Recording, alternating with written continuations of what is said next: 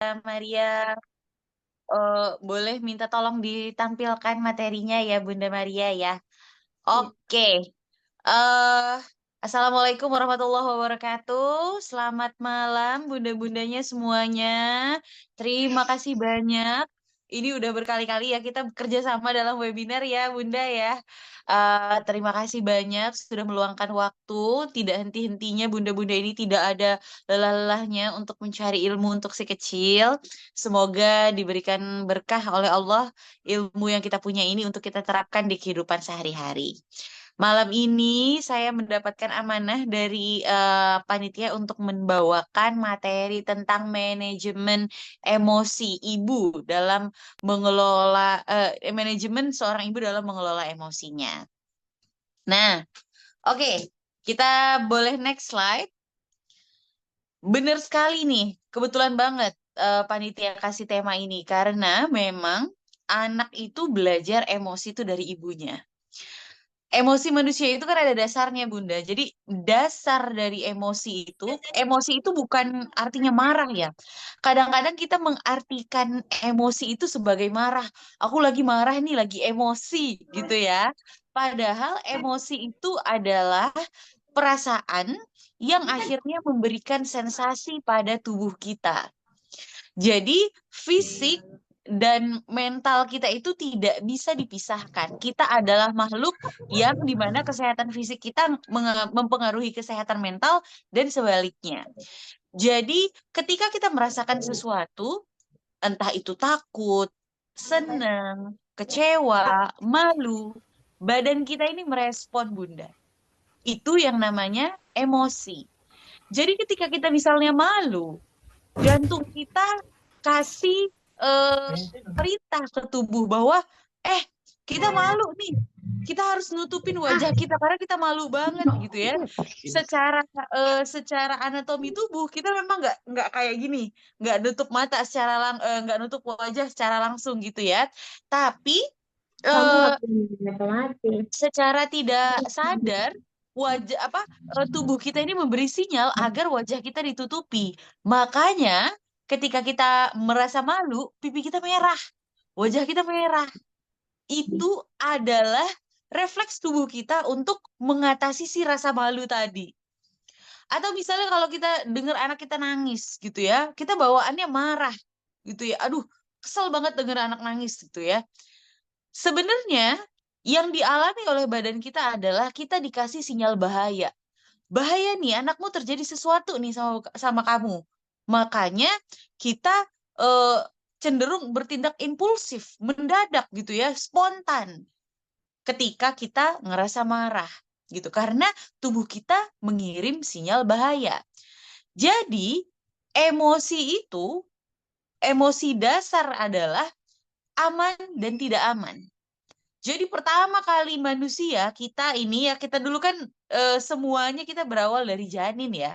Ketika kita masih berupa janin, kita ini memiliki dua emosi dasar, yaitu aman dan tidak aman. Jadi ketika anak mengalami dunia pertama anak ini bukan dunia yang kita lihat sekarang. Dunia pertama anak adalah rahim ibunya. Dan disitulah sebenarnya anak pertama kali belajar tentang emosi, aman atau tidak aman, gitu ya. Jadi, eh, ketika kita ngerasa nggak nyaman sebagai ibu kita ngerasa nggak nyaman, gitu ya. Mungkin kita lagi banyak pikiran, kita lagi sedih, lagi stres, jantung kita detakannya jadi nggak normal, detakannya jadi cepat, duk duk duk duk duk duk duk duk duk duk duk gitu ya. Ketika bayi berusia kira-kira 18 bulan dan pendengarannya dibuka oleh Allah Subhanahu wa taala, suara pertama yang dia dengar adalah suara detak jantung ibunya. Disitulah dia pertama sekali merasakan nyaman dan tidak nyaman. Ketika ibunya sedang sedih, lagi galau, banyak pikiran gitu ya, detak jantung ibunya tuh cepet duk duk duk duk duk duk duk duk duk duk. Disitulah janin merasa tidak nyaman, tidak aman. Karena suara detakan jantung ibunya intens sekali, kencang sekali. Nah, ketika ketika ibunya mengalami sesuatu yang rileks, tenang, bahagia, maka detak jantungnya akan melembut. Dek, dek, dek, dek. Sehingga bayi tahu, oh ini ternyata rasa nyaman, rasa tenang, rasa aman. Jadi pertama kali manusia mengalami yang namanya emosi, bersentuhan dengan emosi, yaitu ketika ada di alam rahimnya ibu. Jadi jangan heran kalau kita lagi nggak enak hati, lagi sedih, lagi galau, anak kita tuh bisa tahu dan dia ikut rewel. Karena anak adalah yang paling anak-anak adalah manusia yang paling mengerti kita, manusia yang paling memahami kita. Suami kita belum tentu tahu kita kenapa. Kadang-kadang kita udah kode, kadang-kadang kita udah bilang, kadang-kadang kita udah apa ya, udah coba kasih tahu, komunikasi, tapi suami belum bisa peka. Tapi anak akan begitu peka dengan sedikit saja perubahan dari wajah kita. Dia tahu bundanya lagi kenapa-napa. Karena kenapa anak bisa sepeka itu? Karena dia sudah mengenal kita dari suara detak jantung kita. Untuk panitia ini aku lihat ada beberapa masukan dari teman-teman bahwa PPT-nya kurang terlihat jelas. Apakah sekarang sudah terlihat jelas, Bunda-bunda? Ini sudah di full screen, semoga sudah lebih jelas ya. Oke, sambil saya lanjutkan ya.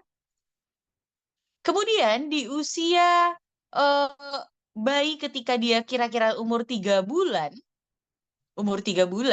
itu umur 3 bulan, dia melakukan interaksi senyum pertamanya. Jadi kalau ada bayi baru lahir, misalnya umur beberapa hari, terus bayinya senyum, itu bukan senyuman sosial, Bunda. Itu adalah senyum refleks. Jadi ketika pencernaannya terganggu, bayinya mau kentut, biasanya dia senyum. Jadi ketika bayi di bawah 3 bulan, senyumannya itu bukan senyuman yang bukan senyuman sosial. Itu hanya sekedar refleks dari tubuhnya gitu ya. Tapi begitu bayi berusia 3 bulan dan kita senyumin, coba diingat-ingat deh. Ketika anak kita berusia 3 bulan ya, pertama kali anak kita berusia 3 bulan, terus kita senyumin, dia senyum balik. Karena senyum ibu yang dilakukan dengan tulus dan ibunya benar-benar tersenyum gitu ya, itu merilis hormon tertentu. Jadi jangan salah, senyum itu mengeluarkan hormon. Kenapa hewan tidak memiliki interaksi seperti senyum dan tertawa gitu ya? Karena mereka nggak punya hormon yang memancing interaksi sosial. Kalau kita tersenyum, kita tuh mengeluarkan hormon dan ditangkap oleh bayi. Dan dia kembali membalasnya dengan hormon. Gitu ya. Sehingga pertama kali anak itu mengenali emosi itu dari ibunya. Gitu. Nah, ini juga yang membuat akhirnya, mohon maaf ini belum lanjut ya, masih di slide sebelumnya. Itu juga yang membuat beberapa ibu akhirnya kesulitan memanage ataupun mengatur emosinya. Karena faktanya 7 dari 10 ibu melahirkan di Indonesia itu mengalami baby blues syndrome.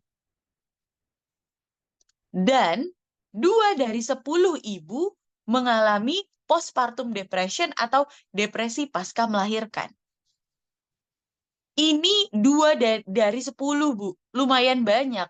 Jadi kalau malam ini peserta kita ada 193, berarti di dalam 193 ini kira-kira ada sekitar 20 orang yang pernah mengalami depresi pasca melahirkan. Dan itu, Bu, rasanya seperti gini. Kalau kita lagi lomba lari, kemudian di garis start kita udah terpleset dan jatuh, kira-kira semakin gampang atau semakin sulit untuk menuju garis finish? Semakin sulit ya, karena kita udah terpelanting duluan di start. Nah, ini yang banyak mengkhawatirkan aku. Banyak ibu-ibu yang bertanya-tanya, kenapa sih ya Kak, saya tuh dulu sebelum punya anak, saya tuh emosinya terkendali loh. Tapi setelah punya anak, apalagi setelah anak kedua, anak ketiga gitu ya, itu emosi saya semakin nggak terkendali. Kenapa ya? Jangan-jangan ibunya udah terpelanting duluan ketika di garis start, ketika baru pertama kali punya anak, udah jatuh duluan, keguling-guling duluan, gitu. Dan masyarakat kita berpikir bahwa baby blues itu bukan sesuatu yang nyata. Padahal kalau menurut survei, dan ini bukan terjadi baru-baru ini aja ya, karena banyak yang bilang bahwa baby blues itu kan akal-akalannya ibu-ibu zaman sekarang. Ibu-ibu kekinian, zaman dulu nggak ada baby blues. Faktanya di Indonesia, penelitian pertamanya itu tuh tahun 1970-an. Sudah ada ibu yang mengalami baby blues syndrome. Dan baby blues itu dialami 7 dari 10. Banyak banget ya. Kalau peserta kita 190 malam ini. Berarti ada sekitar hampir 150 orang yang mengalami baby blues. Dan kalau baby blues ini tidak ditangani dengan baik, maka dia akan berlanjut menjadi depresi pasca melahirkan. Ini Bu, yang kemudian kemarin baru-baru ini terjadi. Ada ibu yang hampir buang anaknya di stasiun kereta Pasar Minggu, nyaris ditabrak kereta. Gitu ya. Jadi salah satu yang bikin kita ini sulit untuk mengatur emosi, jangan-jangan kita ini belum pulih secara fisik dan mental dari luka pasca melahirkan. Bu, melahirkan itu ya, ribuan syaraf kita putus. Ribuan otot-otot kita meregang. Tulang kita itu meregang. Otot-otot kita nggak tahu gimana gitu ya. Hormon kita naik ke puncak kepala, turun, naik, turun, naik, turun. Makanya ibu-ibu yang ketika habis melahirkan, ada yang rambutnya rontok, ada yang lehernya hitam, ada yang bau badannya jadi nggak sedap, ada yang jadi gemuk banget, stretch mark di mana-mana. Itulah hormon yang beserta kita ketika kita melahirkan, gitu. Jadi ibu harus hati-hati kalau baby blues ini tidak kita tangani, maka akan berlanjut ke postpartum depression atau depresi pasca melahirkan. Apa bedanya baby blues dengan postpartum depression? Baby blues, Bu, selesai dalam maksimal 8 minggu setelah ibu melahirkan. 8 minggu, artinya cuma 2 bulan. Jadi baby blues itu yang kita ngerasa sedih, nggak berdaya. Ketika bayi udah berusia 2 bulan, baby blues itu hilang. Tapi kalau setelah bayi kita 2 bulan, apalagi anak kita udah bertahun-tahun, kita masih sering ngerasa sedih, nggak berdaya, mood kita naik turun, gampang marah, gampang capek, gampang tersinggung, itu adalah PPD. Jadi ketika ada orang yang sampai kepikiran untuk menyakiti dirinya, menyakiti bayinya setelah melahirkan, itu udah bukan baby blues lagi, Bu. Itu namanya depresi pasca melahirkan atau PPD. Gitu ya. Jadi coba nih kita cek lagi ke belakang. Jadi kalau hari ini kita gampang marah sama anak, kita gampang meledak sama anak, coba cek di belakang apakah kita sudah pulih dari luka-luka kita setelah kita pasca melahirkan. Boleh next?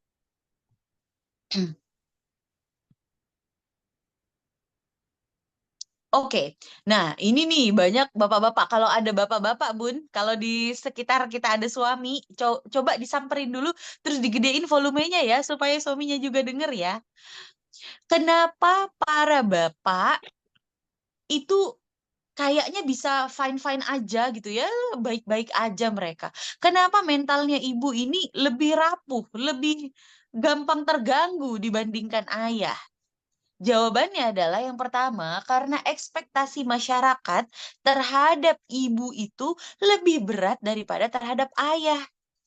Simpelnya gini deh, ketika kita baru melahirkan, masih di rumah sakit nih. Kemudian ada temannya suami yang datang berkunjung. Apakah wajar untuk menanyakan, bro, bini lu lahiran, lu bayarnya cash atau kredit bayar rumah sakitnya? Nggak ada yang nanya kayak gitu ya. Gimana, bayar rumah sakitnya nyicil atau cash lu gitu? Nggak ada yang nanya kayak gitu ke suami ya. Karena apa? Nggak sopan. Nanya-nanya soal pribadi keuangan ke suami. Tapi kalau ke ibu, begitu ngelihat bayi gitu ya, gitu bayinya baru lahir, kayaknya enteng banget untuk nanya, normal atau sesar lahirannya? Bayinya berat berapa? ASInya udah keluar belum? Apa kamu minum booster ASI dong kalau ASInya nggak keluar? Ayo dong usaha supaya ASInya keluar. Kenapa pertanyaan-pertanyaan sensitif tidak ditanyakan kepada bapak? Karena orang tahu itu nggak sopan. Tapi kepada ibu, kayaknya orang nggak peduli. Mau ibunya sakit hati, mau ibunya tersinggung, ya ditanyain aja. Padahal ini bukan tenaga kesehatan, bukan ahli, bukan dokter, bukan bidan, tapi enteng banget nanya, bayinya beratnya berapa? Ih kok kecil ya, perasaan kamu pas hamil gede gitu.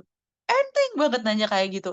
Padahal kalau bukan tenaga kesehatan, apa sih informasi tentang berapa berat anak tuh apa ya? Buat diapain informasinya gitu.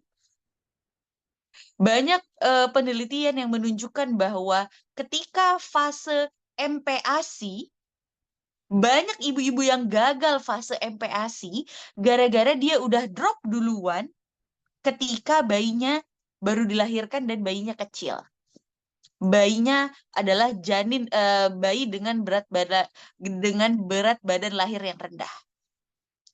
Jadi ibu yang melahirkan janin yang kecil itu besar kemungkinannya dia nanti kesulitan ketika masa MPASI. Karena apa? Udah trauma duluan sama berat badan anak. Jadi yang dipikir tuh berat badan, berat badan, berat badan gitu ya. Udah menjadi sebuah ketakutan yang luar biasa.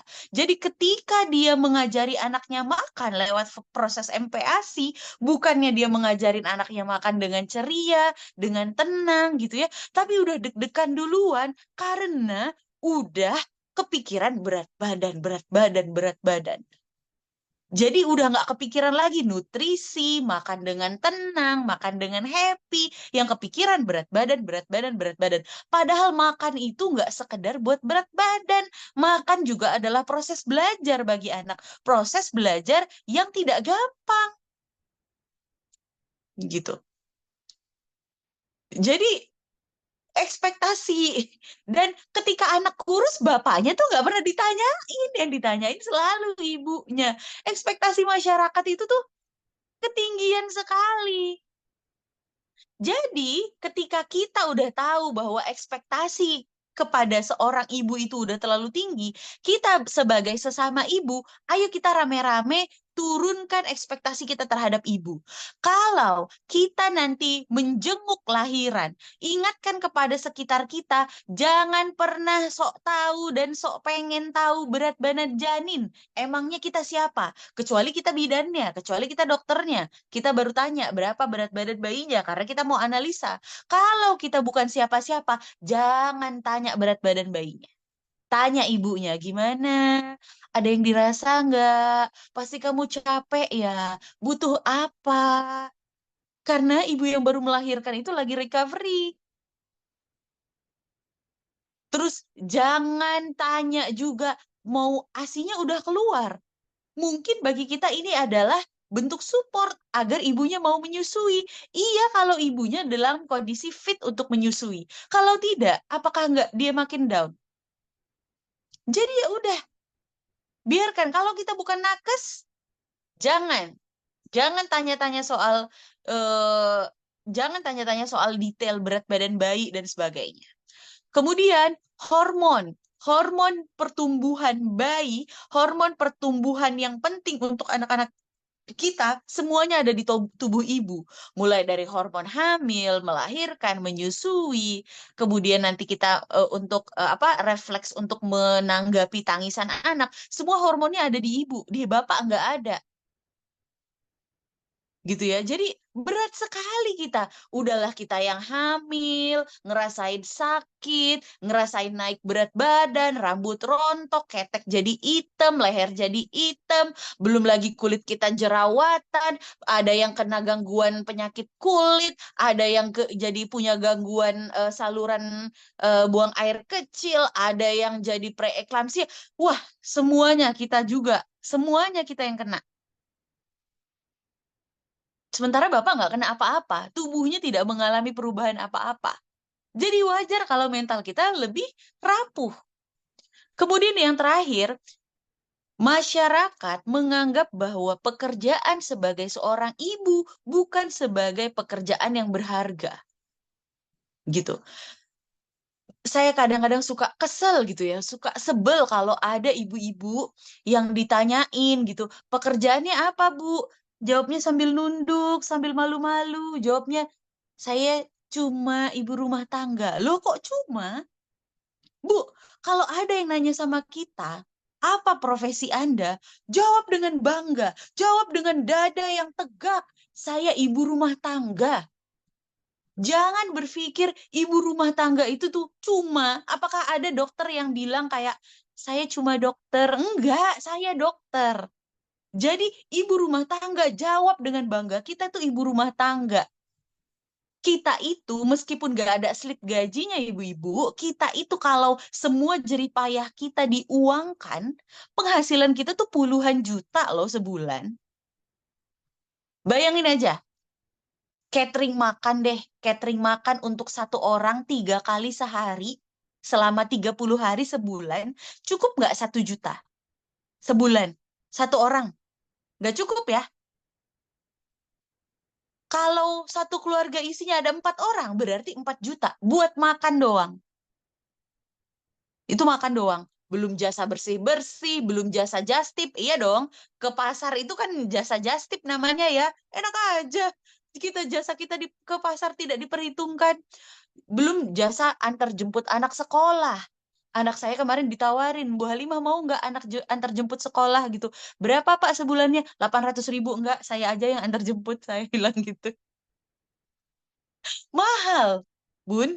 Jasa kita mulai dari ngurusin anak sekolah. Sekarang ya, Pak Presiden tuh Pak Jokowi disuruh libur 1 hari. Nggak kenapa-napa, negara ini berjalan seperti biasanya. Karena ada wakilnya, ada menterinya, ada komisaris-komisaris, banyak.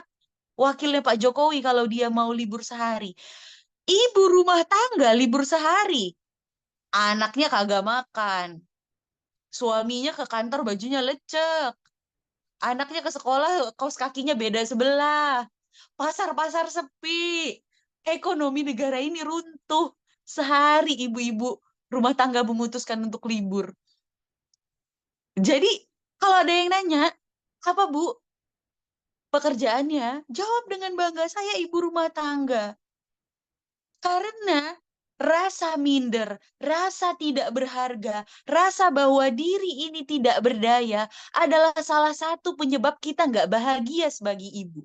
Ini adalah penyebab kenapa kita gampang tersulut emosinya. Karena kita ngerasa minder sama diri sendiri. Bu, hanya karena masyarakat tidak menghargai ibu rumah tangga sebagai seharusnya ia dihargai, jangan ngerasa rendah diri. Kita ini sangat berharga. Kita ini adalah penyumbang besar terhadap perekonomian negara. Jadi banggalah sama dirimu kalau kamu seorang ibu, apapun itu. Ibu bekerja, saya bingung ya, itu apa? Ada istilah ibu bekerja. Kenapa nggak ada istilah bapak bekerja? Dia kan seorang bapak juga dan dia bekerja. Kenapa kalau ibu kerja di kantor langsung jadi ibu bekerja? Lah, dia seorang ibu. Ada ibu full time, ada ibu part time. Emangnya part time? Dia tetap jadi ibu. Meskipun dia berkarya, bekerja di luar sana, dia tetap ibu. Jangan sekali-sekali panggil dia adalah ibu bekerja. Kenapa dia nggak bisa jadi ibu sepenuhnya? Sampai dibilang ibu bekerja. Para bapak kalau kerja nggak dibilang bapak bekerja. Ya, jadi banggalah Bu pada dirimu, apapun profesimu. Oke, boleh next. Ini saya cepetin aja ya, karena keasikan materi tiba-tiba udah jam 8:30. Oke, eh, ketika kesehatan mental ibu terganggu, kesehatan fisiknya ikut terganggu, Bu. Dan banyak perempuan yang di usia-usia produktifnya, usia 40-an itu harusnya masih produktif, mulai menunjukkan penyakit komorbid. Gitu ya. Gimana nggak penyakitan ya, Bu? Kita ini bangun paling pagi, tidur paling malam, makan seringan bekas-bekasannya anak. Kalau beli buah, buah yang seger, bagian yang seger, yang manis, yang enak, dipotong buat suami sama anak. Tapi bagian yang benyek, hampir busuk, dimakan sama ibunya. Vitaminnya di sebelah mana, Bunda?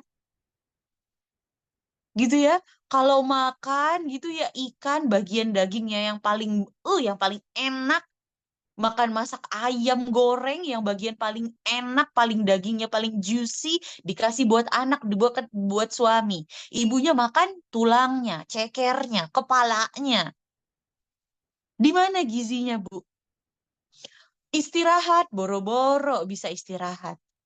Jadi dengan gaya hidup seperti ini, makan nggak beraturan, tidur nggak beraturan, istirahat nggak beraturan, kira-kira 20 tahun yang akan datang ketika anak kita pakai baju toga, lulus dari kuliah, mereka ganteng, mereka cantik, kita ini masih sehat atau udah stroke, Bu? Jangan-jangan nanti anak kita kuliah, kita udah stroke. Jadi ibu-ibu jangan berpikir bahwa menjadi ibu itu hanya untuk hari ini, tapi jadilah ibu untuk 20, 30 tahun yang akan datang. Kau harus tetap sehat, tetap cantik, Bu.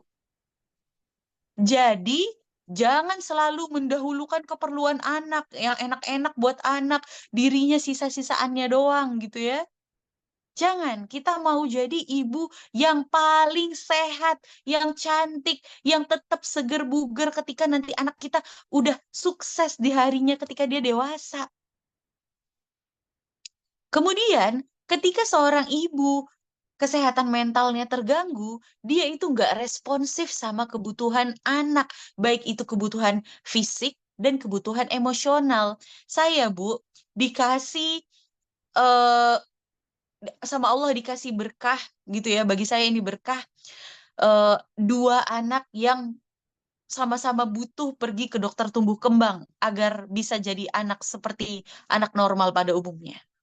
Jadi hampir 3 tahun, 3,5 tahun hidup saya ini saya gunakan dengan bolak-balik dokter tumbuh kembang, terapi tumbuh kembang. Sesi terapi anak saya banyak sekali, seminggu bisa 8 sesi. Yang saya perhatikan di dokter tumbuh kembang, ketika anak tumbuh kembangnya terganggu, dokternya langsung ngecek.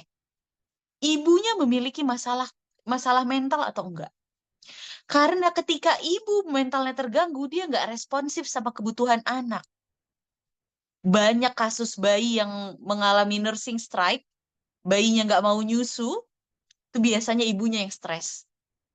Kalau kita stres kan detak jantung kita duk duk duk duk duk cepet ya. Dan ketika bayi ditempelkan di sini untuk menyusu, dia ngedenger suara detakan jantung kita yang kayak bom itu, dung dung dung dung. Dia nggak nyaman, dia nggak mau nyusu. Jadi kebu ketika emosional kita terganggu, tumbuh kembang anak biasanya terganggu. Jadi benar-benar Bu, jangan berpikir yang penting anakku sehat, aku mah belakangan aja nggak apa-apa, nggak bisa. Kesehatan ibu dan kesehatan anak tuh harus berjalan seiringan, berbarengan jalannya, gitu ya.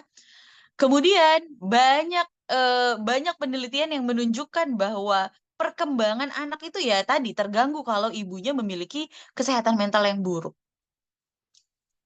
Boleh next? Ini kita cepat aja ya supaya ada waktu untuk tanya jawab. Oke, jadi, oh ini buat bapak-bapak. Semoga ada bapak-bapak juga yang mendengarkan. Pak, tolong. perbuatan kecil dari bapak itu sangat besar dampaknya bagi keluarga. Kalau bapak mau anak yang bahagia dan anak yang sehat, bahagiakan dan sehatkan istrimu, Pak. Anak nanti ngikut. Kalau mau anakmu pintar, bahagiakan istrimu, dia nanti ngurusin anak kamu. Kalau mau anakmu itu mentalnya bagus di sekolah berprestasi, bahagiakan istrimu, Pak. Anakmu nanti ikut jadi pinter.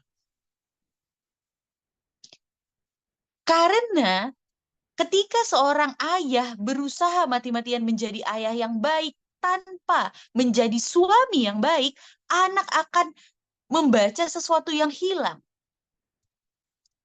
Ketika bapak capek-capek berbusa-busa ngajarin tentang kamu itu jadi orang harus baik, harus sopan, gitu ya.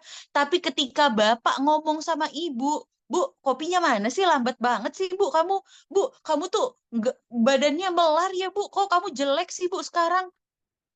Percuma bapak ngajarin anak untuk ngomong sopan ketika bapak nggak sopan sama istri sendiri. Yang ditiru anak yang mana? Yang dicontohkan, bukan yang diceramahkan.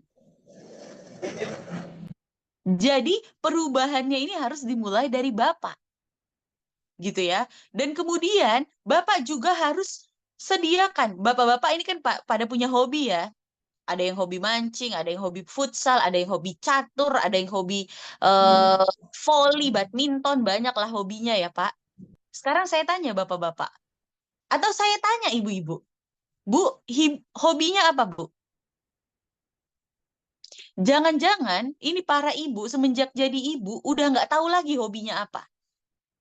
Udah ngerasa kayak Superman dia, bisa hidup tanpa hobi.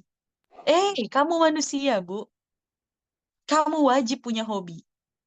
Mau hobinya apa, kayak menyulam, nyiram tanaman, senam SKJ, apa kayak harus punya hobi. Ibu wajib mengeluangkan di waktunya untuk melakukan hobi. Maka ketika bapaknya nanti bapaknya anak-anak Pak bilang, Bun, Sabtu aku mau futsal ya sama teman-teman. Jangan dimarahin, jangan dicemburutin, Bun. Diokein, oke sayang. Hari Minggunya aku ya yang pergi salon sama teman-temanku. Kamu gantian jaga anak, gitu ya. Jadi luangkan waktumu, Bu, untuk menjadi dirimu sendiri.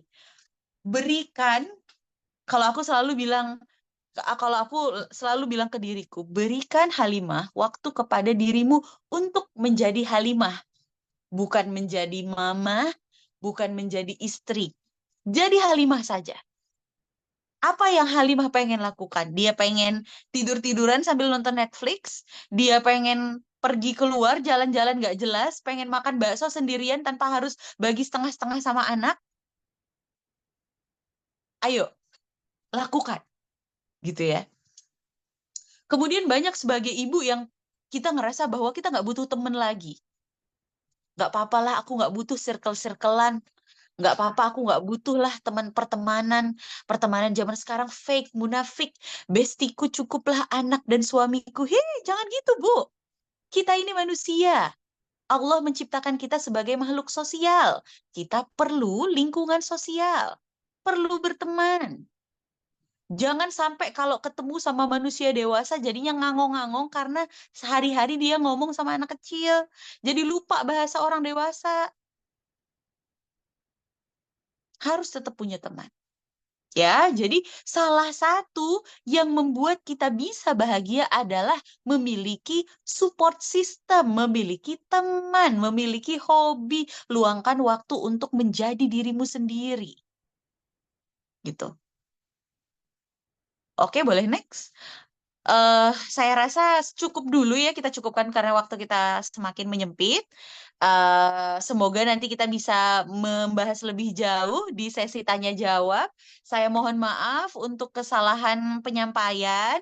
Saya kembalikan lagi kepada panitia. Terima kasih. Baik, terima kasih Bunda. Langsung kita ke sesi pertanyaan offline ya. Ini sudah ada pertanyaan yang masuk dari Bunda Elvina. Usia anak, wah, 8 tahun, 6 tahun, 2 tahun, dan 2 bulan. Pertanyaan, bagaimana cara menyikapi anak-anak di fase membantah dan melawan agar tidak melukai hati mereka? Cara mereka agar tidak memukul dan berkata kasar. Karena saya sendiri pola asuh bersama suami tidak pernah berkata kasar ataupun memukul. Dan bagaimana cara menguatkan diri sendiri untuk bisa mengurus anak-anak dengan sabar karena suami sifatnya juga kadang kurang peka dengan kondisi. Terima kasih. Oke, terima kasih Bunda. Jadi untuk bab yang saya bahas dulu pertama adalah suami yang kurang peka. Beberapa laki-laki memang ditakdirkan untuk tidak peka, jadi kita yang harus ekstra komunikasinya. Jadi kalau laki-laki itu harus dikasih timeline. Nggak bisa kita bilang, ya tolong bantuin dong ini cucian. Nggak masuk di otaknya itu, kayak cucian harus digimanain, dibawa keluar, dijemurin, di apa, nggak ngerti dia. Jadi kalau ngasih instruksi ke laki-laki itu harus detail. Papa, ini mama lagi kerepotan, si adik badannya lagi nggak enak. Papa boleh nggak ini cucian yang ini dibawa keluar, dijemurin. Makasih ya sayang. Kasih instruksi detail.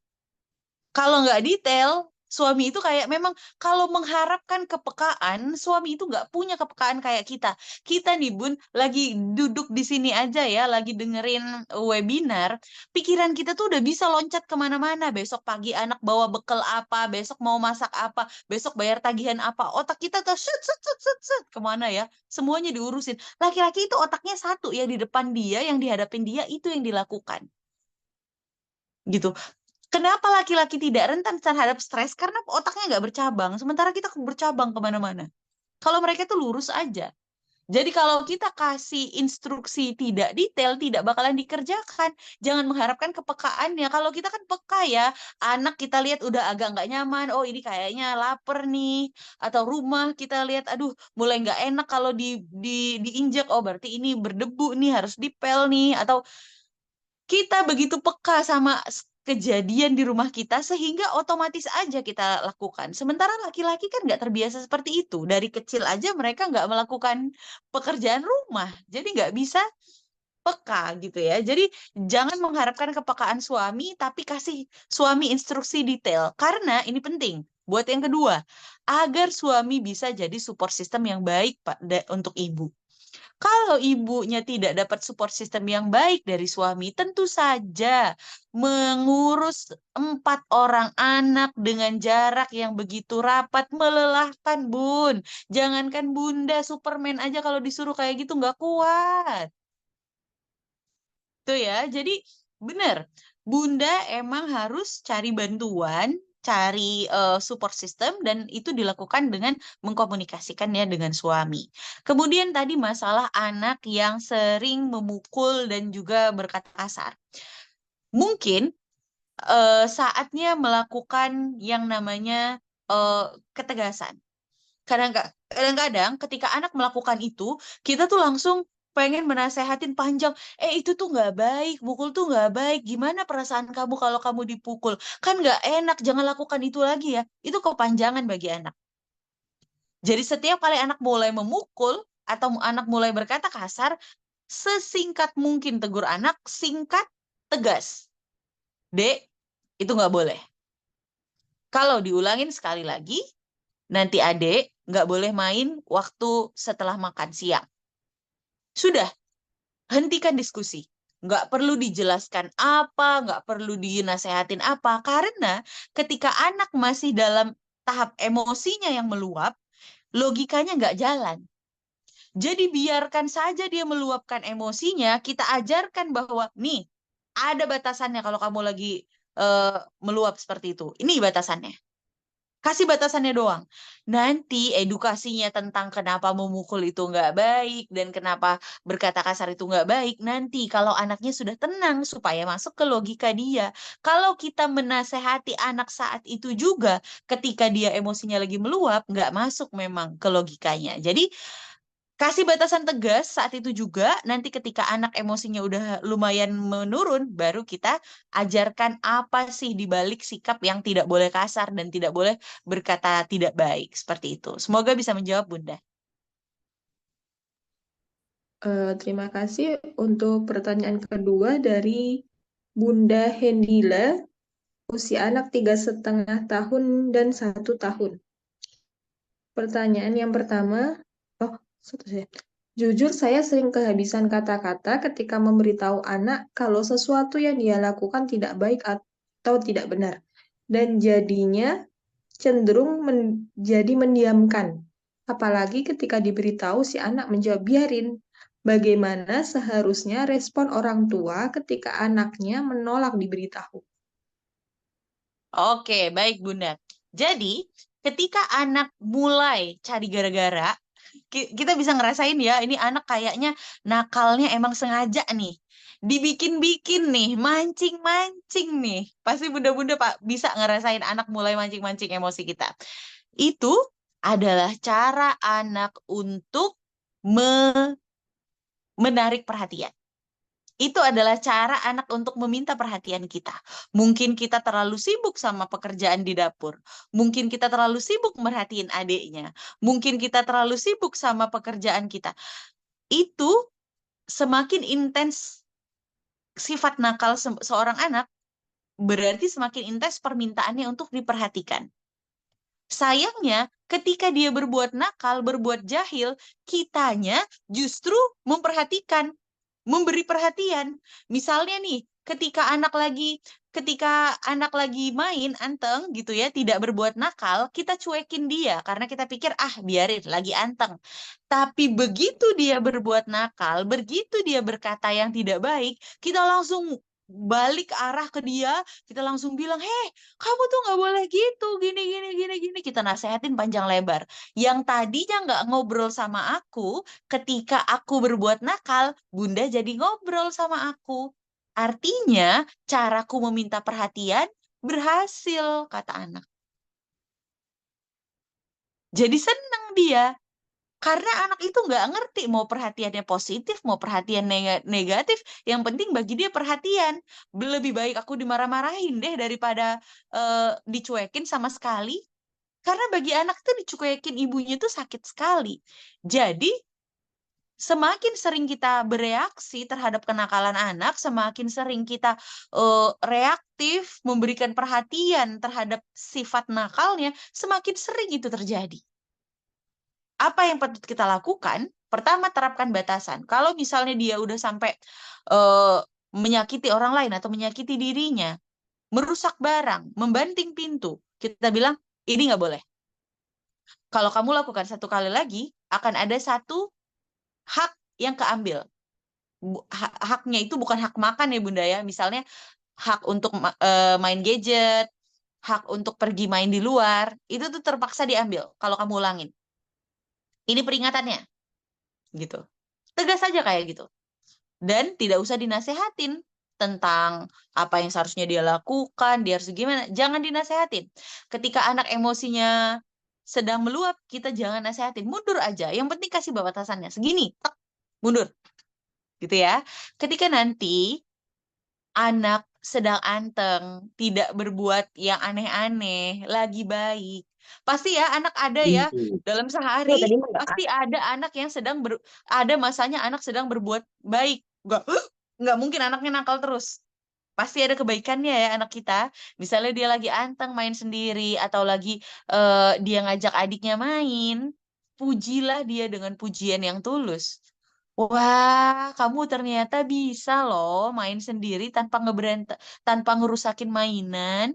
Makasih ya anak baik ya, udah main dengan baik ya. Makasih ya sayang, udah ajak adiknya main. Senang sekali punya anak baik kayak kamu. Ketika anak mendapatkan eh, apa ya perhatian dan pujian yang lebih ketika dia berbuat baik, maka dia akan lebih senang berbuat baik. Jangan-jangan selama ini kita kebalik.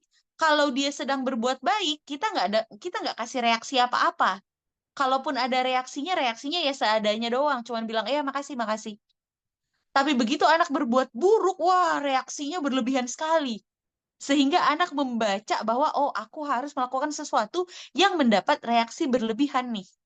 Gitu. Jadi eh, pujilah anak ketika dia melakukan hal yang baik. Dan yang terakhir, coba luangkan waktu kepada anak. Kebetulan tadi Bunda yang bertanya anaknya ada 4. Mana anak yang paling sering berulah? Itu adalah anak yang sesungguhnya paling kangen sama kita. Coba cari waktu dalam sehari, cari waktu 30 menit untuk ngobrol berdua sama dia, beli cemilan, makan bareng sama dia, untuk ngobrolin atau nonton film kesukaan dia. Jadi semakin kita lihat ada salah satu anak yang paling nakal, anggaplah itu anak yang paling kangen sama kita.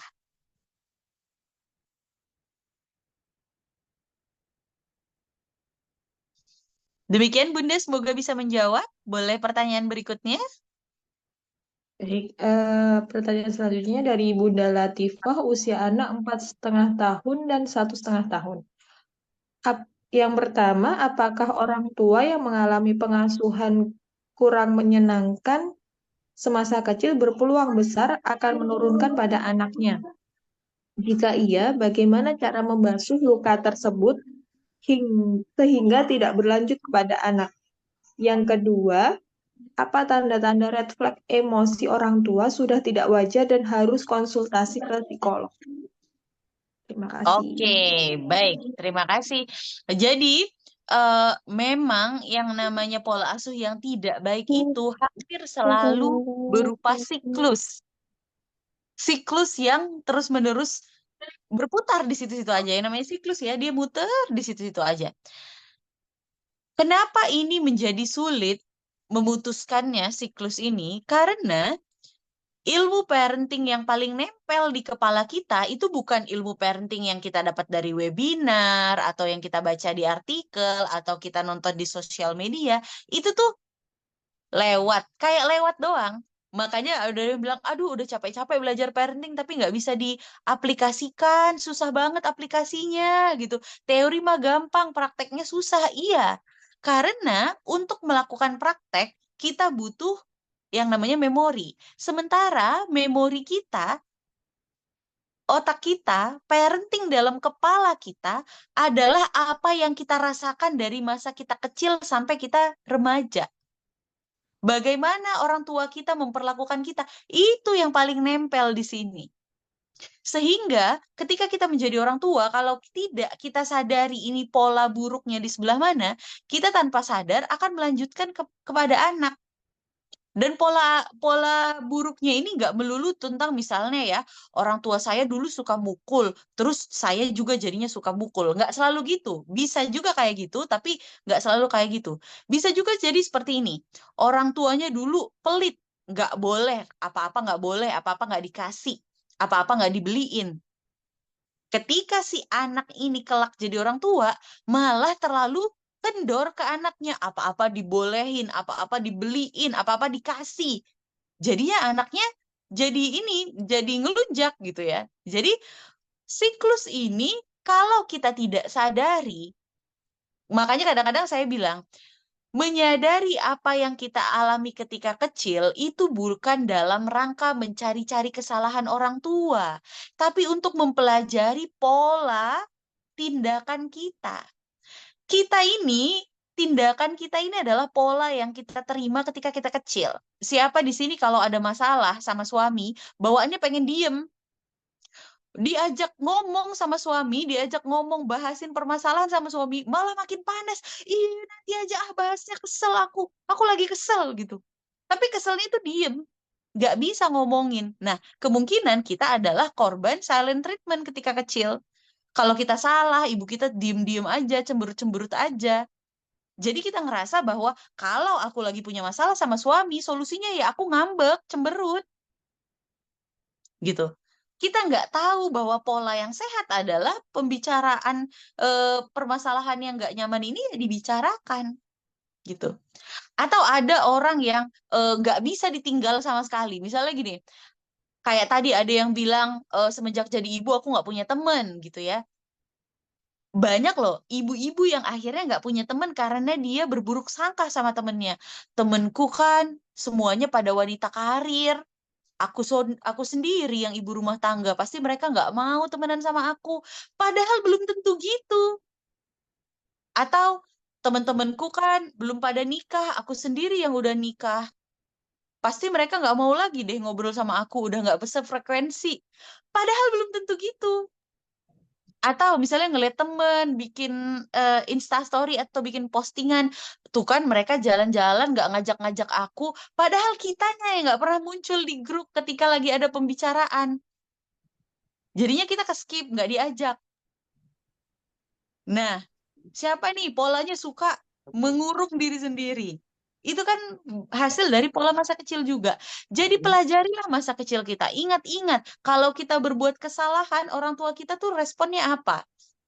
Apakah responnya membimbing? Atau responnya mempermalukan? Atau responnya dikasarin? Apa?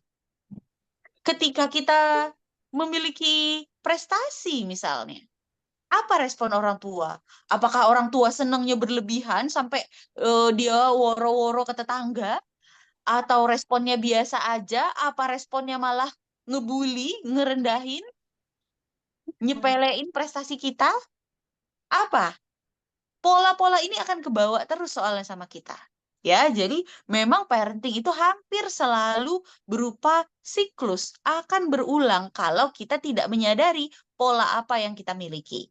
Kemudian, apa red flag eh, perbuatan orang tua yang memang harus mengakibatkan seorang orang tua harus eh, bertemu psikolog ataupun psikiater. Yang pertama, ketika kita gampang ke-trigger sama hal-hal sepele. Anak kesalahannya sesepele naruh sepatu di tempat yang salah, kita udah marah-marahin dia. Atau kemudian anak lupa sesuatu, kita marahnya sampai ngebentak-bentak. Kesalahan kecil kayaknya kita langsung meledak. Nah, itu perlu ketemu sama psikolog. Kemudian kalau kita nggak punya pola istirahat, pola makan yang baik, makannya terlalu banyak atau terlalu sedikit. Pokoknya kalau ada masalah apapun, lagi galau, panggil tukang bakso, lagi sedih, panggil tukang cilok, lagi bete sama suami, panggil tukang bakso gitu ya. Pokoknya apapun masalahnya, solusiku adalah makan. Nah, itu emotional eating namanya. Kalau emotional eating ini sudah berlebihan, sampai membuat kita naik berat badan berlebihan juga, saatnya pergi ke psikolog.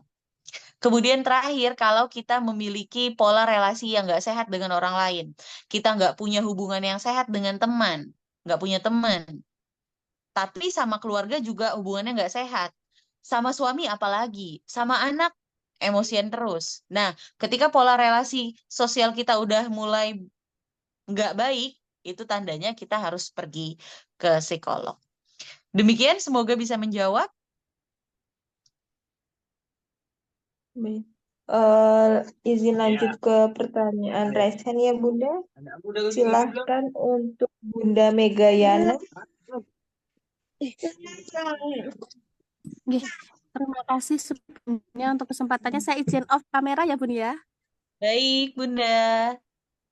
Bunda tadi kan banyak disampaikan ya kalau misalkan apa namanya anak eh, melakukan hal yang baik dipuji, kemudian kalau misalkan anak melakukan kesalahan diberitahu tanpa harus ada penghakiman di anak. Nah, saya merasa sudah melakukan itu semua. Artinya kalau misalkan anak apa namanya melakukan hal yang baik, saya benar-benar saya ya apresiasi gitu, nggak hanya sekedar oh ya bagus, nggak sekedar, tapi juga saya peluk dan apa namanya saya dengarkan cerita ekspresi perasaannya. Kemudian ketika salah juga saya kasih tahu baik-baik gitu. Tetapi anak saya itu saya merasanya anak saya itu lebih nurut, lebih mudah dikasih tahu oleh suami saya daripada saya gitu. Sedangkan saya merasa padahal kalau suami saya lebih itu loh, misalkan anak pengen apa gitu lebih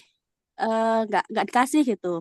Kalau saya bukannya setiap permintaannya saya kasih enggak, tapi saya merasa lebih memperlakukan anak lebih baik daripada suami saya, tetapi si anak-anak itu lebih nurut, lebih segannya sama si suami gitu. Jadi kayak ngerasa gimana ya, kok saya kok kayak nggak pinter gitu, jadi ibu kok nggak pinter gitu. Jadi karena itu sering terjadi ya dan bertumpuk-tumpuk, awalnya nggak begitu marah sih, tapi lama kelamaan karena udah sering terjadi kayak gitu jadi sekarang lebih emosi gitu ke anak daripada dulu pas awal-awal dia masih kecil. Sekarang anak saya yang pertama ini umurnya 5 tahun, kemudian yang kedua ini udah 1,5 tahun.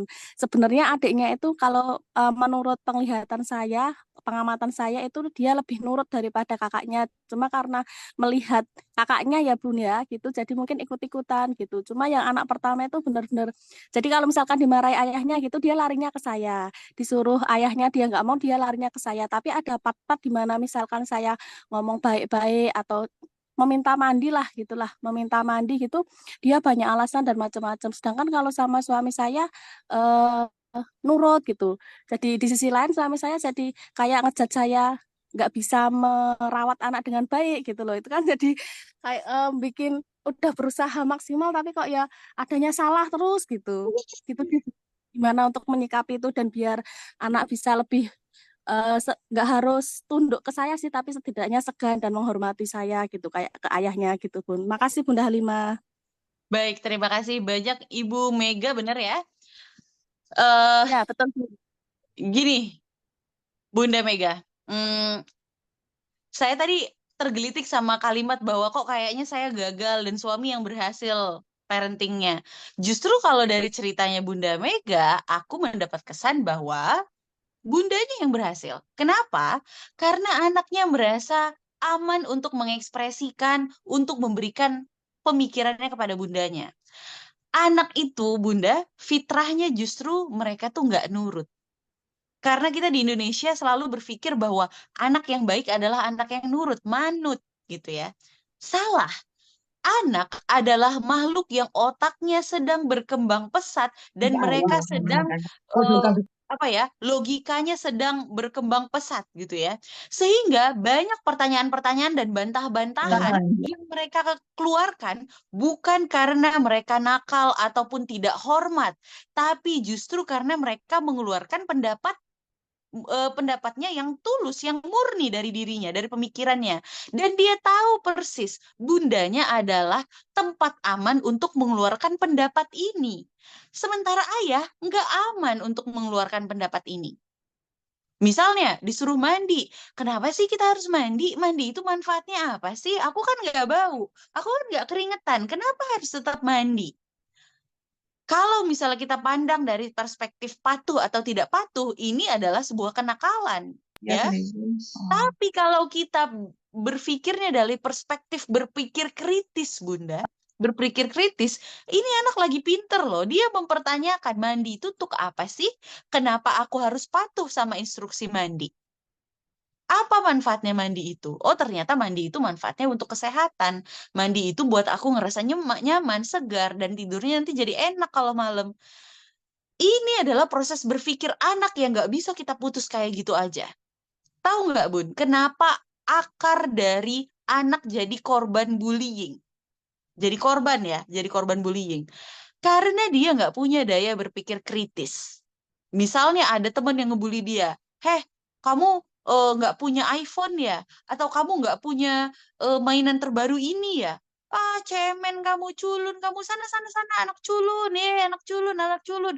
Ketika seorang anak nggak punya kemampuan berpikir kritis, dia akan langsung terima, oh iya ya, aku culun ya. Tapi kalau anak yang memiliki pikiran kritis, oh, hanya gara-gara aku nggak punya A, aku dibilang culun sama yang ini. Ya udah, aku cari teman yang lain. Nggak ketemu di kelas ini, aku cari kelas lain. Nggak ketemu di kelas lain, aku cari di sekolah lain. Teman kan banyak. Ketika anak memiliki kemampuan berpikir kritis, dia itu mampu untuk apa ya, fleksibel menghadapi masalah. Kemudian, anak yang berpikir kritis juga adalah anak yang mampu menghindarkan dirinya dari bahaya. Karena nanya, gitu ya. Baru beberapa hari yang lalu tuh ada ibu yang cerita bahwa anaknya tiba-tiba pulang dari kolam. Jadi dia pergi ke kolam sama teman-temannya.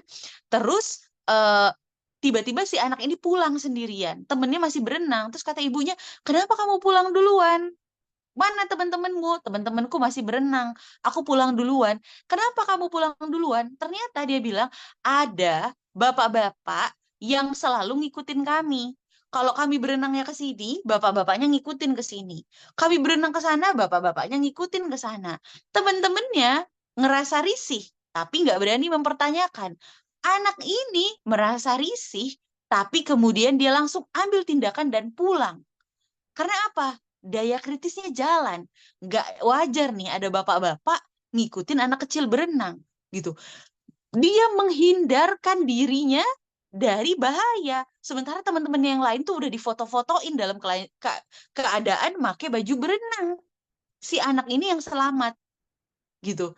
Jadi penting sekali Bunda kita untuk tidak memutus proses pemikiran kritis anak yang ditunjukkan anak dengan berbantahan, ngasih argumen, ngeyelan. Dalam perspektif kita kan ngeyel anak yang begitu.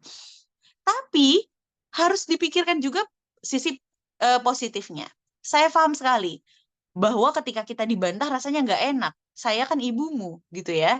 Tapi percayalah, Ibu Mega sudah berada di posisi yang benar saat ini. Hanya saja mungkin harus ditingkatkan tingkat otoritasnya. Bahwa senang nggak senang, kamu punya pemikiran, punya opini, boleh, tapi aturan ibu tetap harus jalan. Kamu boleh protes, boleh nanya, kenapa nggak harus mandi, kenapa aku harus segini, kenapa harus ngerjain itu. Boleh nanya, ibu jawab, tapi tetap harus jalan. Gitu ya. Percayalah Bu, sesuatu yang hari ini tampaknya seperti kengeyelan akan sangat bermanfaat bagi perkembangan emosional dan kecerdasan, kematangan berpikir anak Ibu. Jadi nggak apa-apa. Dan dalam sebuah keluarga memang wajar sekali ada orang tua yang lebih ketat, ada yang lebih longgar gitu ya, karakternya berbeda-beda, itu dinamika. Saya rasa selama anak masih mau terbuka sama orang tuanya, itu adalah dinamika yang sehat sekali dalam keluarga. Semoga bisa menjawab untuk Bunda Mega. Terima kasih Bunda. Terima kasih banyak. Baik, sudah jam 9:06. Mau satu pertanyaan lagi atau bagaimana, Bunda? Boleh satu lagi? Oke, terima kasih. Silahkan ke Bunda Reni Umugara. Adakah? Ada, terima kasih Mbak Maria. Assalamualaikum Bunda Halimah. Waalaikumsalam, Bunda Reni. Alhamdulillah dapat kesempatan buat sharing lagi sama Bunda. Jazakallah khair ya Bunda. Alhamdulillah saya hari ini dengerinnya bersama suami dan Masya Allah dapat banyak ilmu. Alhamdulillah, terima kasih. Matikan kamera ya Bun ya. Baik. Alhamdulillah. Tadi kebetulan hari ini kita bahas tentang emosi seorang ibu intinya ya. Cuman kalau saya lagi ngerasa beberapa hari ini nih Bunda baper sama anak saya yang paling besar. Jadi saya punya 2 anak, yang satunya 8 tahun dan satunya 3 tahun. Dan si kakak ini memang Masya Allah banget. Benar yang kata Bunda Halimah, kalau naluri anak kan sedang tidak patuh, memang ngeyelan, pokoknya beranilah mengungkapkan ekspresinya. Sampai kalau saya kan beneran yang oh ya dari pagi nih sholat subuh selalu berdoa kayak ya Allah semoga hari ini tidak marah sama anak gitu. Udah nahan banget sampai Isa kayak meledak lah itu karena saking apa ya Bun ya kayak ditumpuk gitu loh Bun. Sampai akhirnya tuh saya bener-bener yang baper sendiri, dan ketika udah tenang siap ngobrol sama anak, saya bener-bener bisa sampai nangis. Jadi saya selalu punya apa ya, cara saya kalau misalnya saya lagi marah sama anak, saya tunggu tenang anaknya, saya tunggu tenang saya panggil duduk berdua. Lalu sayanya malah yang nangis. Emang sih itu bikin anaknya ngerasa kayak jadi diem banget. Cuman yang saya belum bisa itu kayak, kok saya baper banget lihat saya denger dimarahin anak, kayak dia pulang padahal punya masalah sama temennya ya. Mungkin karena dia belum bisa mengungkapkan marah tuh harus dilampiasin ke siapa ya. Jadi dia marahnya ke saya. Banting-banting pintunya ke saya. Kayak ya lo lagi capek terus dimarahin anak, kayak sakit hati banget. Kayak emang sih flashbacknya mungkin dulu saya suka kayak gitu kali ke ibu saya ya. Sampai oh gini tuh pantesan dulu ibu suka bilang besok lihat aja kamu kalau udah punya anak gitu kayak gitu Bun. Jadi kayak gimana sih ngerasain apa sih lebih ke ngontrol kebaperan, padahal dia anak sendiri. Saya tahu kalaupun dia dimarahin sama saya, dia nggak akan benci sama saya gitu. Tapi kenapa kami tuh sebagai orang tua kadang punya kayak, ya Allah, keselnya tuh bener-bener yang semasya Allah itu. Cuman memang pas udah saling ngomong sampai tangisannya selesai kelar semuanya sampai bener-bener yang udah nggak bisa nangis itu beneran udah lega gitu loh Bun. Cuman ya itu gimana caranya buat tidak baper sama anak sendiri sih Bun.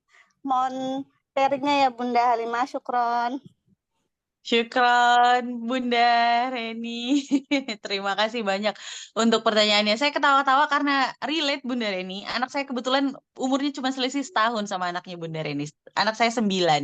Jadi Bunda Reni, anak kita ketika dia berusia 6 sampai ketika anak berusia 7 sampai 10 tahun, dia masuk namanya fase adrenarki. Mungkin kita nggak banyak tahu ya fase adrenarki itu apa. Fase adrenarki adalah hormon pertumbuhan pubertas. Itu tuh mulainya muncul di fase ini. 7 sampai 10 tahun. Jadi sebelum mereka menjadi benar-benar jadi anak remaja nanti di usia 12, 13, hormonnya udah dateng di umur-umur ini. Jadi memang mereka adalah cobaan yang waduh luar biasa. Tapi kalau kita berhasil memberikan pola didikan yang bagus di fase-fase ini, insya Allah nanti ketika dia remaja, kita udah nggak kayak roller coaster lagi turunnya. Karena kita udah baca nih pola dia kayak apa. Gitu ya Bunda ya.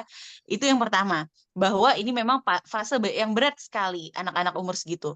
Kemudian yang kedua Bunda, mungkin tadi aku sekilas dengar saya doa dari subuh, ya Allah jangan sampai aku marah sama anakku hari ini. Tapi pas mau menjelang Isya akhirnya meledak juga.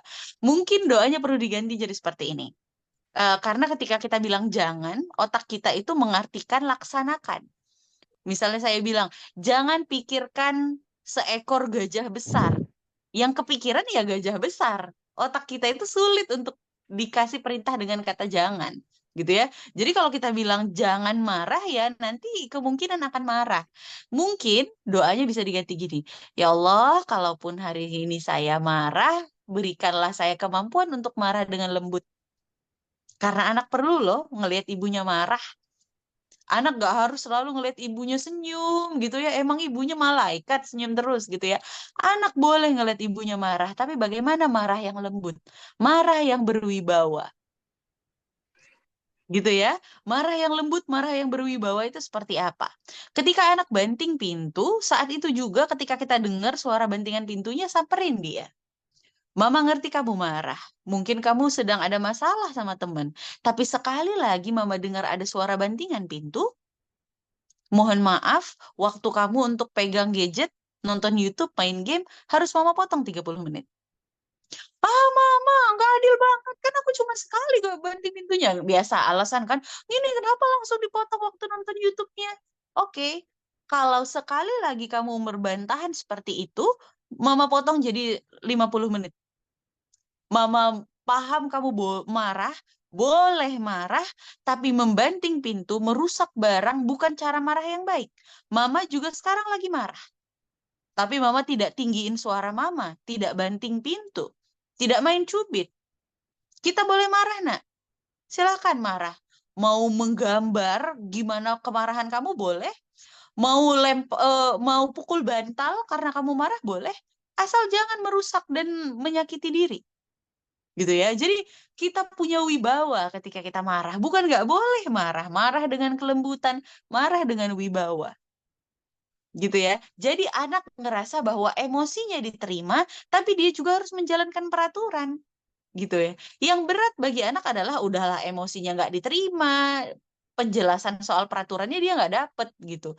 Jadi kita jelaskan tentang peraturannya dan terima emosinya. Jadi anak tidak berat untuk melakukan itu. Kemudian juga fahamin bahwa di fase-fase ini anak merasa bahwa dia itu lagi ngetes batas. Kalau aku lakukan A, kira-kira marahnya bundaku tuh sebelah mana sih? Dipancing-pancing terus sama dia. Coba, nih bundaku terdesaknya sampai mana nih? Sampai dia teriak dan akhirnya marah. Gitu ya. Usahakan sebelum dia mencoba-coba untuk geser-geser batasan kita bilang, kayaknya kamu butuh sesuatu deh. Makanya kamu sengaja bikin mama kesel. Sesuatu apa yang kamu butuhkan, nak? Butuh ngobrol? Butuh dipeluk? Butuh apa? gitu ya. Jadi kita ajarkan anak untuk secara langsung ngomongin apa yang dia butuhkan, bukan dengan mencari perhatian dengan melakukan sesuatu yang ngeselin bagi orang lain. Kira-kira gitu, Bunda Reni, semoga bisa menjawab. Ini memang fase yang berat, saya juga lagi ngalamin, tapi insya Allah kalau kita lewatin ini dengan baik, anak kita juga jadi anak remaja yang lebih stabil kelak ketika dia masuk ke masa pubertasnya. Terima kasih. Terima kasih, Bunda. Izin menanyakan satu pertanyaan, boleh? Karena Boleh ini silakan, Bunda. berkaitan dengan alur ke psikolog, Bunda. Bagaimana? Mungkin ada anjuran. Oke, soal untuk ke psikolog ya, Bunda-Bunda. Yang pertama, kalau misalnya kita mau pakai jalur BPJS, sekarang psikolog udah bisa diakses menggunakan BPJS. Yang pertama, kita pergi ke fasilitas kesehatan utama, yaitu eh, sorry, puskesmas. Puskesmas. Kita pergi ke puskesmas terdekat. Jelaskan apa gangguan yang kita rasakan. Tapi harus detail ya. Kalau kita misalnya nanti nggak detail, nanti susah dapat rujukannya. Misalnya, saya mau pergi ke poliskiater nih, Pak, Bu Dokter, karena saya sudah mulai mengalami gangguan tidur, gangguan cemas, kemudian saya juga berat badannya jadi naik signifikan atau turun signifikan, mohon rujukannya ke psikolog. Nanti biasanya akan dikasih surat rujukan untuk pergi ke rumah sakit yang lebih besar yang ada poli kejiwaannya gitu ya. Nah, bunda-bunda jangan langsung ngedown kalau misalnya psikolognya bilang, oh ternyata ibu depresi, oh ternyata ibu ini gitu ya. Jangan berpikir langsung, aduh berarti aku nggak punya masa depan lagi nih gitu ya. Berarti aku orang sakit jiwa, orang gila nih. Jangan. Diagnosa kesehatan mental itu ya sama seperti diagnosa kesehatan yang lain. Ada yang sakit mah, ada yang sakit diabetes, ya sama-sama penyakit, sama-sama cobaan dari Allah gitu ya. Saya adalah orang yang didiagnosa depresi gitu ya. Jadi nggak apa-apa, masih bisa tetap berkarya, bisa hidup menjadi ibu, masih bisa hidup seperti layaknya manusia yang lain gitu. Jadi nggak apa-apa kalau kita dapat diagnosa dari dokter, dari psikolog. Nah, kemudian biasanya kalau gangguannya sudah sampai di titik tertentu, psikolog akan menyarankan untuk ke psikiater. Apa bedanya psikolog sama psikiater? Psikolog itu dia melakukan intervensi atau pengobatan dengan terapi. Entah itu terapinya terapi menggambar, terapi bicara, terapi ngobrol gitu ya, kognitif ya. Tapi kalau psikiater itu pengobatannya dilakukan dengan obat-obatan. Jadi kita dikasih obat. Nggak apa-apa minum obat itu. Jangan berpikir nanti, aduh, kalau aku minum obat dari psikiater, berarti nanti aku ketergantungan, sakit ginjal, nanti aku nggak bisa lepas obat gitu ya. Jangan. Minum dari obat dari psikiater tuh aman selama kita ikutin anjuran pemakaian obatnya gitu ya. Nah, kemudian kalau misalnya kita pengen online, ada aplikasi, nanti dicari aja atau scroll-scroll Instagramku, banyak layanan konseling online yang kita nggak harus pergi ke kliniknya. Ada juga yang berbasis chat gitu ya, bisa di chatting gitu ya, kita bisa chatting. Ada juga yang gratis, ada yang berbayar. Jadi bisa lewat aplikasi juga. Kalau misalnya tahu Halodoc, aplikasi Halodoc itu ya lumayan murah, 35.000 atau 50.000, itu bisa juga konsultasi ke psikolog ataupun psikiater. Tapi memang disarankan kalau misalnya masalahnya sudah sangat serius, disarankan sekali untuk pergi langsung ke prakteknya psikolog. Tapi kalau misalnya eh, emergency, kita butuh segera, monggo konsultasi di Halodoc. Seperti itu.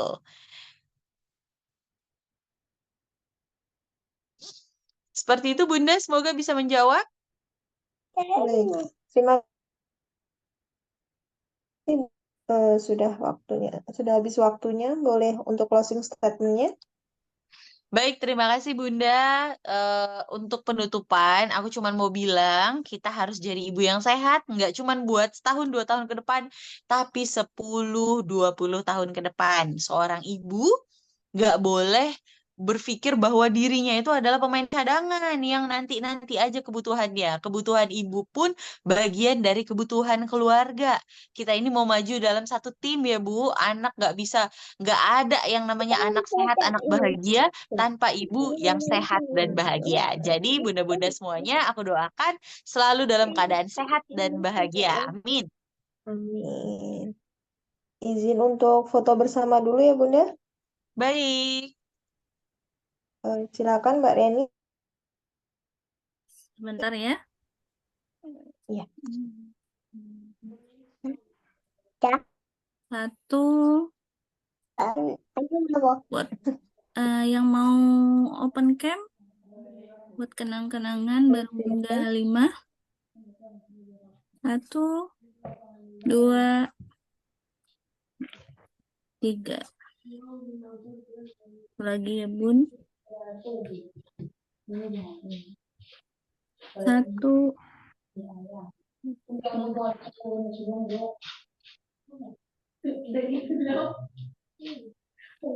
Terima kasih Bunda, sehat selalu.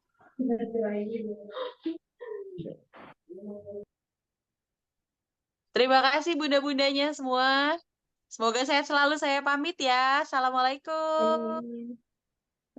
Terima kasih banyak Bunda Helena. Jazakillahu khair Bunda 5. Semoga sehat selalu. Terima kasih untuk para bunda yang sudah menyimak. Mau beli. Kita akhiri webinar malam ini. Mohon maaf jika saya banyak salah.